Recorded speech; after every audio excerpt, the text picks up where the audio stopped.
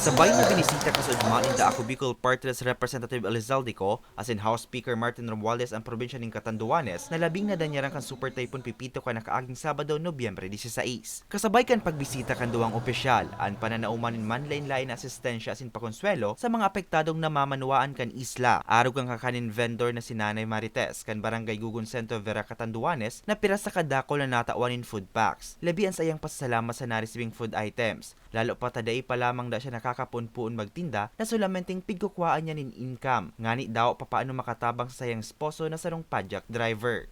Kadagdag naman sa paggutom. Marayon man po na makaigwa kami. Nagugutom na talaga kami, sir. Ang trabaho ng agom ko, prapajak lang po. Natawan man in food packs as in modular tent ang residenteng si Daisy Oche na nawaran man in harong hulikan bagyo. Pumunta kami dito para makakuha man lang kami ng pangtayo sa bahay.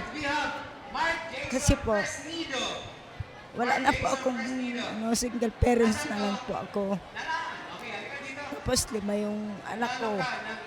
Kaya po, po namin dito na para makarating kami, makakuha man lang kami pang patayo ng bahay. Apera sa pigdataong food packs as in modular tent na nauman ang bisita ning cash assistance, construction materials, tamong as in iba pa. May mga pakonsuelo man, arugan paraffol kung sa indarakulang papremyo, an pigpanao. May refrigerator, washing machine, smart TV, rice cooker, electric fan as in kadakol pa na iba. Sobrang ugma ta, sir, sobrang ugma. Maski ilagyan kita ning bagyo, maugma siyempre ta nakakuha man kita ning swerte. Naawat-awat kumanang yang ada magkaigol kay ni. Sa Ako Bicol Party List, padagos na po ang pagtuwang sa mga tao na salanta ng bagyo. Aram ko man po na kadakol kamong natutuwangan. Salamat po sa Bicol Party List. Asigurasyon kan duwang opisyal na permin handa sinda sa pagtabang, laumanda ninda ang pagbangon kan Kabikolan.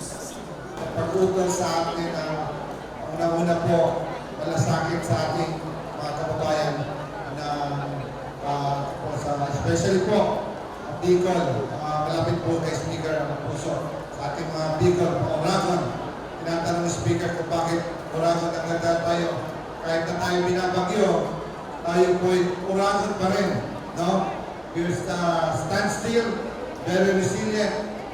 At siyempre naman, ako po, bilang leader ng House of Representatives, handa kami maglingkod at magsilbi at makinig sa mga hinihingi po. Kaya nagaro kahit ako dito, kung anong kailangan niyo ang gobernador, huwag kayong dalawang isip, pagkakulit sa atin, kaya buong gobyerno, buong administrasyon ng President Ferdinand Marcos.